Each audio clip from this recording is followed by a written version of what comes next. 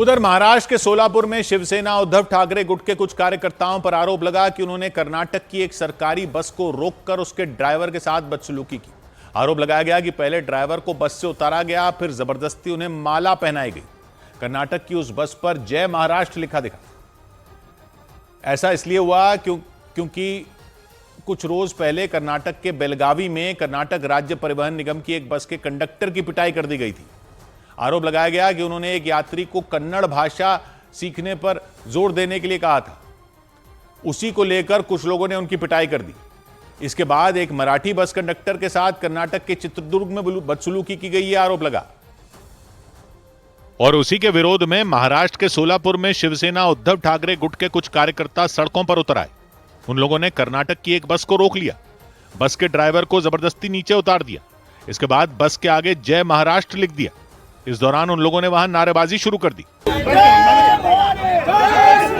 शिवसेना उद्धव ठाकरे गुट के कार्यकर्ता ड्राइवर को पकड़कर बस के आगे ले आए और फिर जबरदस्ती उन्हें माला पहनाई और उनके सिर पर गुलाल लगाया। और तो और वो लोग ड्राइवर से जबरदस्ती जय महाराष्ट्र बुलवाने लगे, उन पर मराठी भाषा बोलने का दबाव डालने लगे।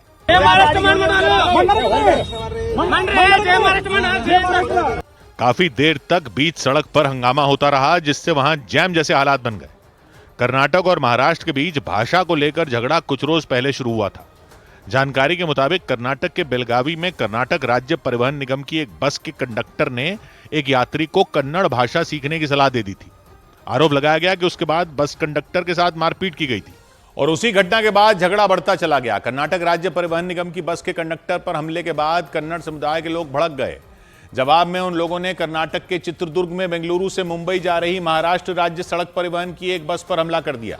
आरोप लगाया गया कि उस बस के ड्राइवर के साथ मारपीट के बाद उनके चेहरे पर कालिक पोत दी गई, जिसके बाद महाराष्ट्र के पुणे में एक बार फिर कर्नाटक की बसों को निशाना बनाया गया। शिवसेना उद्धव ठाकरे गुट के कार्यकर्ताओं ने प्रदर्शन किया और फिर कर्नाटक की बसों पर जय महाराष्ट्र लिख दिया। नंबर प्लेट पर कालिक पोत दी गई। इस मामले में पुलिस ने शिवसेना उद्धव ठाकरे गुट के कुछ लोगों को गिरफ्तार भी कर लिया। महाराष्ट्र और कर्नाटक के बीच हुए इस झगड़े की वजह से सबसे ज्यादा परेशानी यात्रियों को हुई, क्योंकि दोनों राज्यों ने अंतर्राज्यीय बस सेवाएं पूरी तरह बंद कर दी। इससे दोनों राज्यों की सीमाओं के पास रहने वाले लोगों की मुसीबतें बढ़ गईं। 1956 में भाषा के आधार पर कर्नाटक और महाराष्ट्र राज्य बने थे। महाराष्ट्र का दावा है कि कर्नाटक के बेलगावी में मराठी बोलने वालों की संख्या ज्यादा है और इस वजह से ये महाराष्ट्र का हिस्सा होना चाहिए, जबकि कर्नाटक इस दावे को नहीं मानता। इस बार भी झगड़ा बेलगावी में ही हुआ और वहीं के एक इलाके में कन्नड़ बोलने वाले कंडक्टर के साथ मारपीट की गई।